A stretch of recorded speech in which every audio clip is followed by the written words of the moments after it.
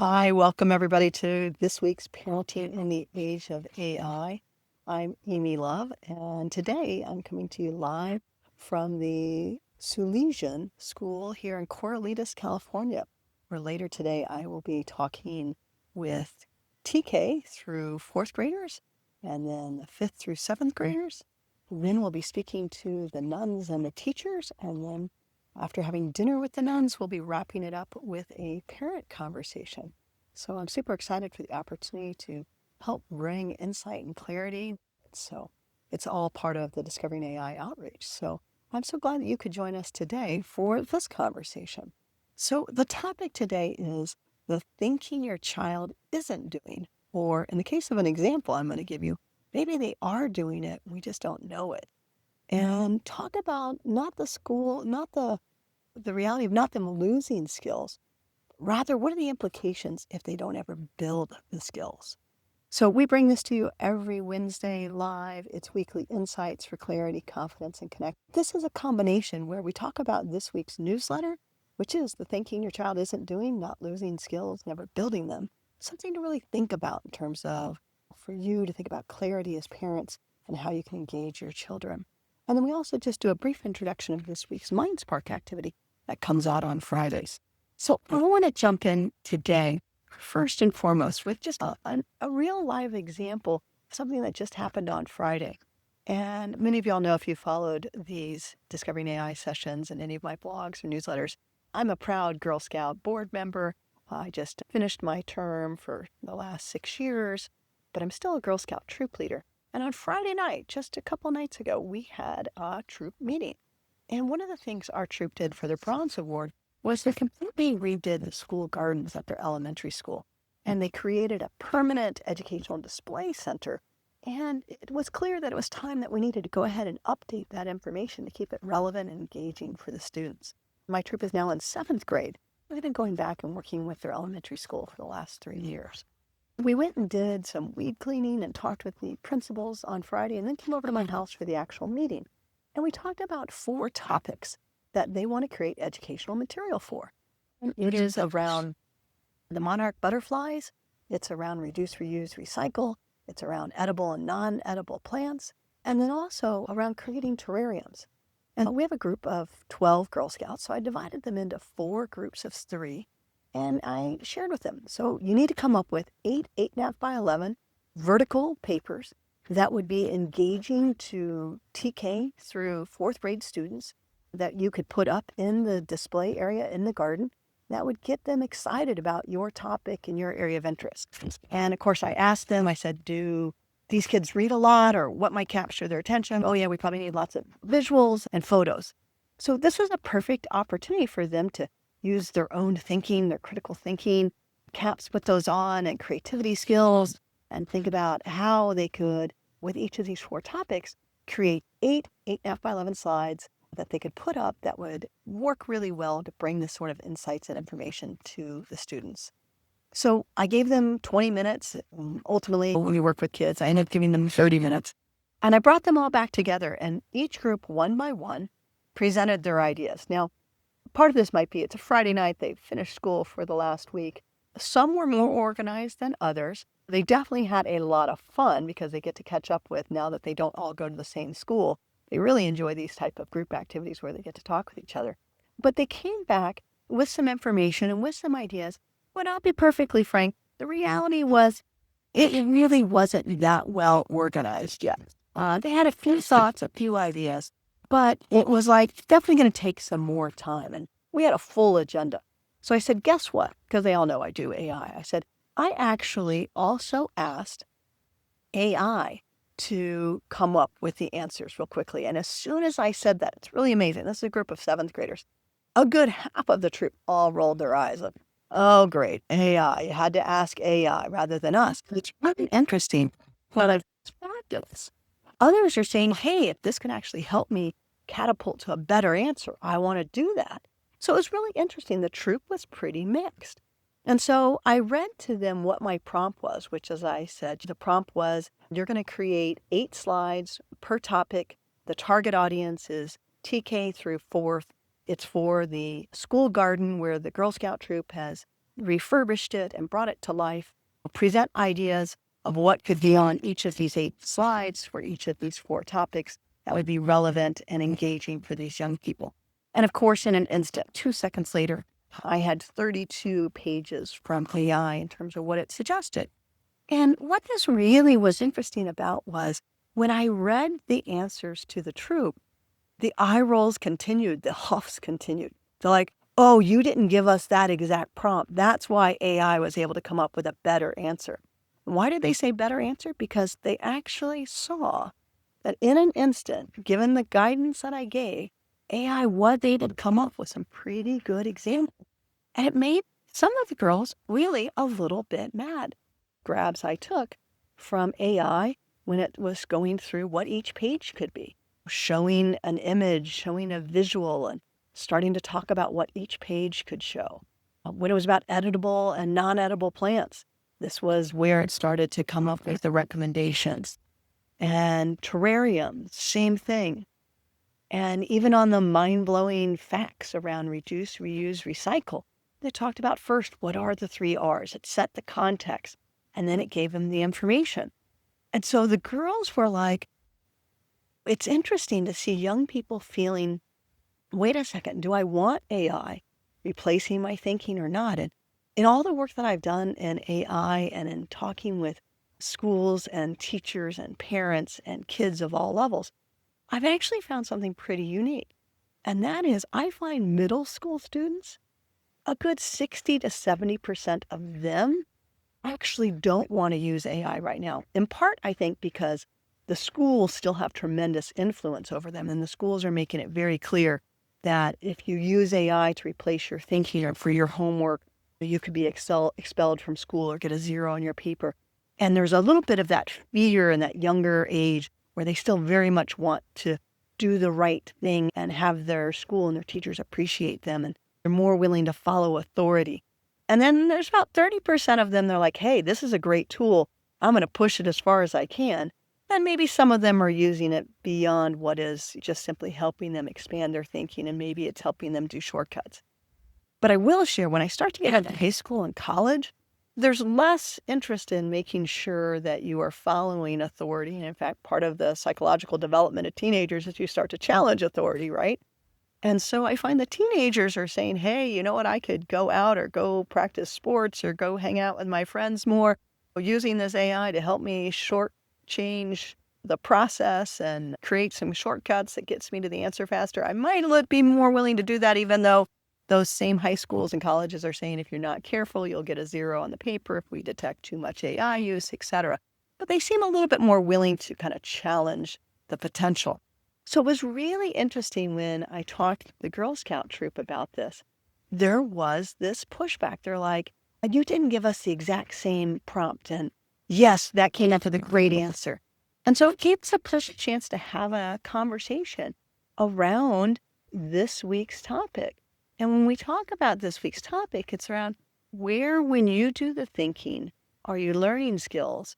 And when you don't do the thinking, where do you lose skills? For them, that they actually truly appreciated having the 20 to 30 minutes to literally struggle together in small groups to think about it, what they might want to put on the slides, to also have to work on emotional intelligence and leadership and try and figure out where we could get alignment or agreement on what we want to cover, because you've got to negotiate and get agreement with 2 other girls who might have different ideas. So all of a sudden you're starting to have to use your own emotional intelligence and leadership skills to try and direct and guide them.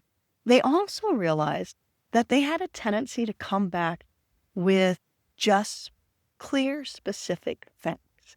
And so, for example, this was one of the group's fun facts that they came back with the caterpillar. And they realized that, you know what? Hey, our thinking between what we thought TK through 4th graders would enjoy, which might be fun facts, is probably right. But maybe we can use AI to help us create and use those fun facts in a way that creates a slide that captures the attention better. And so then all of a sudden the troops started to have a conversation about how AI can be used as a tool to support their learning and their growth, but not reduce their ability. actually go through the process of learning together. So it could have been real easy for us all to just put this into AI and say, here are the 8 slides per topic, and all you need to do is print them out. If we'd done that, clearly our girls in the troop wouldn't have reminded themselves about the key facts that they've probably learned about these 4 topics in the past. Plus, it wouldn't have helped them at all learn how to work with each other in a way to get to a common understanding and an agreement about what they would actually present. And then it also helped them realize, though, once we kind of knew what we wanted to say, we could use this tool to make it quicker for us to be able to pull together the visual elements that would share what we're looking for. And so that's really what I think when we talk about the importance of understanding when and where are our children taking shortcuts and when, in fact, are they losing the opportunity to learn is really a question we can start off with at home. And so that's where, in terms of this week's Mind Spark that will come out on it, we're calling it Catch the Moment. Just like we caught the moment with the Girl Scout troop on Friday. Catch the moment when your child becomes aware of when they reach for AI instead of their own thinking. Or when, in this case, did their troop leader reach for AI instead of myself writing out each of the 8 slides for the 4 of them. And so this gives you an opportunity for your child to maybe recognize a pattern. Is your child typically reaching for AI when they're caught with a math problem and it's getting late in the day and they're not sure how to do the homework? Are they reaching for AI, and are they using it in learn mode, or are they using it in answer mode? This is the perfect chance for you as a parent to ask that question of your child. And so it starts off with just catch the moment. Tell me, when's the last time you used AI? When have you used it for just fun? When have you used it for schoolwork? Maybe when have you used it to help you think through a problem? And I share that because it's interesting for us as parents. We oftentimes realize that, as our kids start to age, they look to others for answers. And in fact, there was a recent survey that came out that said 38% of students say that it's easier to talk to AI than their parents. It doesn't surprise any of us, right? Because AI is designed to be that companion that always gives you your answer and makes you feel that you're always right. Unless you actually ask it to play the role of a parent, it's not going to give the same feedback. So it probably doesn't surprise us that many kids find talking to AI easier than their parents. Yet, by the same token, for us as parents, when we think about this, our kids' brains are still being formed up until around the age of 25. And so if our children become dependent upon AI rather than going through the struggle of learning and trying to figure out what would be good or bad, and then having insights or those with more experience share what could be an approach, they lose that opportunity to learn. And so I share this in terms of this example. The girls struggled for 30 minutes trying to come up with the ideas. I could have come up and just written up on a board, because I've done this many times, and written out what could have been the 8 ones. But instead I used AI. Either one's the fine one to use. It just demonstrated greater experience, right? AI is a large language model pulling from millions of examples of educational material for TK through 4th grade to just quickly able to share, here's some ways in which experience says this works really well. So when we think about that, we're talking a little bit about what I call the formation. And when we talk about the formation gap, this is really a recognition that there's a meaningful difference between losing a skill and never building a skill. And for us parents, if you think about it right now, do you still remember your times table, or do you rely on your calculator? You did at least learn your times table at one point in time. So you did at one point in time know you learned it, and you can still go back to it. But it's very different if you never, ever learned it.